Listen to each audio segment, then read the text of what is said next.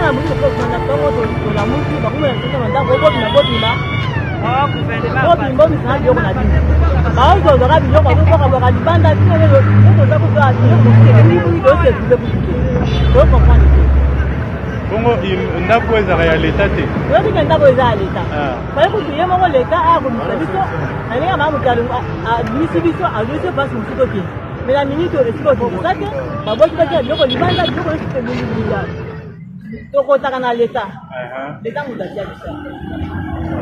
Merci beaucoup mama. Biloko nyoko oloba na leta na moma oyo na bagouvernement na bato nyonso eloko na oloba na gouvernement ezali ke oh, il y a une solution, il faut avoir des actes. Là, il faut tout le monde avoir 5 heures. On a pas fait ça, il y a pas de suivi, on a pas dit qu'on a pas dit quoi. Ça fait qu'on a besoin de comprendre l'idée, bah il pas tout de côté, qui va le savoir qui va de comprendre l'idée. Le gouvernement nous a parti, on néglige bien sur bâti. Sur la personne à situation de handicap qui est pour nous, puis on dit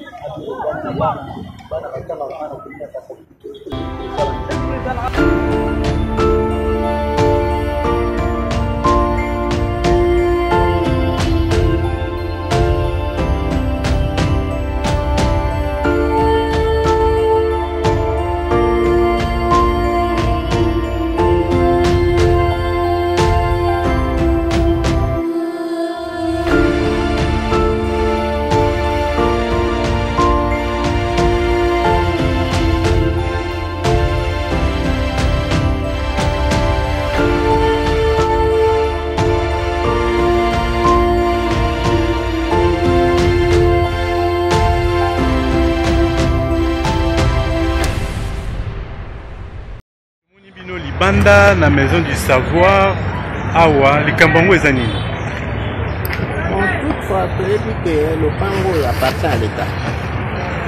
L'État a dit maison du savoir awa a juste partie de la personne vivant avec handicap. Plusieurs fois il y a une tentative de déloger Bato na règne Joseph Kabila, mais il restera cadre.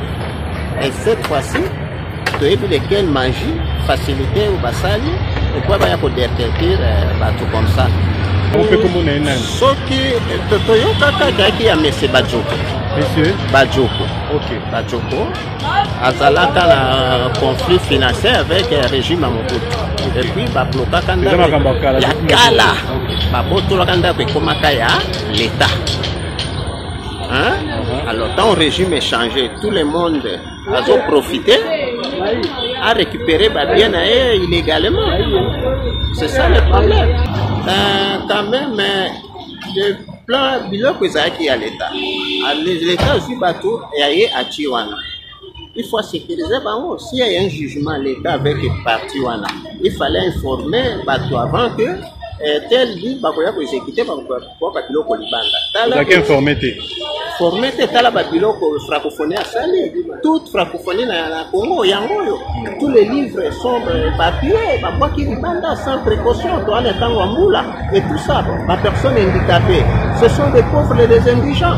Il faut que la bango ait quelque chose, on peut si bango ba kendo ofan d'ailleurs, ba kendo wa na momoto comme très difficile. Mais éviter si vraiment Dieu existe au Congo, je ne sais pas. Quelle terre congolaise est impossible. On a interpellé le gouvernement à protéger bien l'État. À protéger bien l'État vraiment à éviter ceux qui remise et reprise parce qu'il y a des Belges sur le bâtiment belge, il y a des gens qui sont complets, on ne sait jamais. Et pour le régime boyaye a profité à jouer à vivre pour éviter les décisions. Donc l'État responsable a ta responsabilité à veiller dans le bâtiment de l'État. Ils ont pas l'intérêt à Congolais, nous sommes tous les Congolais. Intérêt à ce peuple dans le gouvernement à ces alacataires, un intérêt au Kolobaki va s'occuper de toi, personne. Intérêt intérêt so occupé na balabala bako kunda na force commune c'est tout tout ça pendant l'intérêt moko na gouvernement national intérêt na tuko bolela nani bolela la moto parce que intérêt on peut même la commune va faire place va couper sur plastique. C'est-à-dire, il n'y a rien. Le peuple, ça n'a rien. Tout ça n'a rien.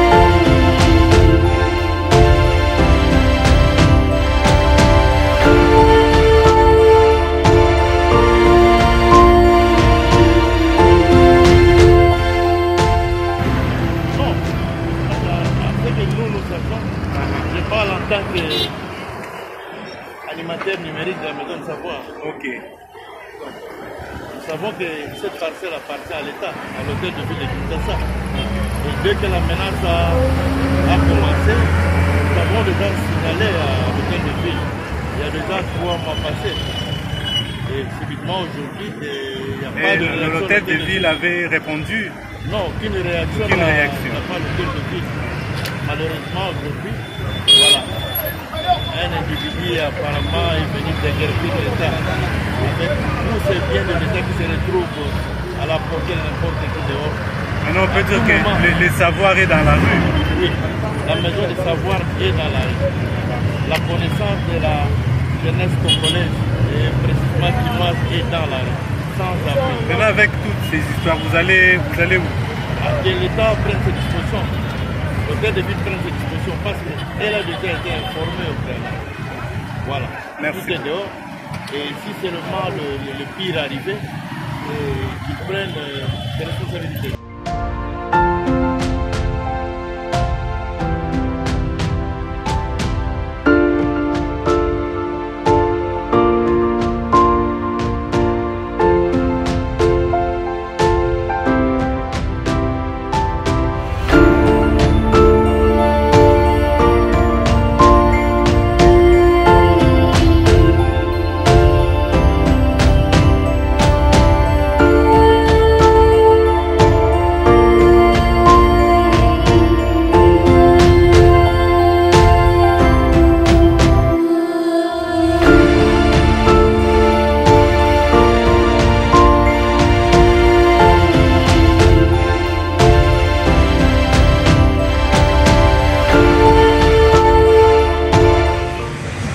La maison était une maison d'une personne.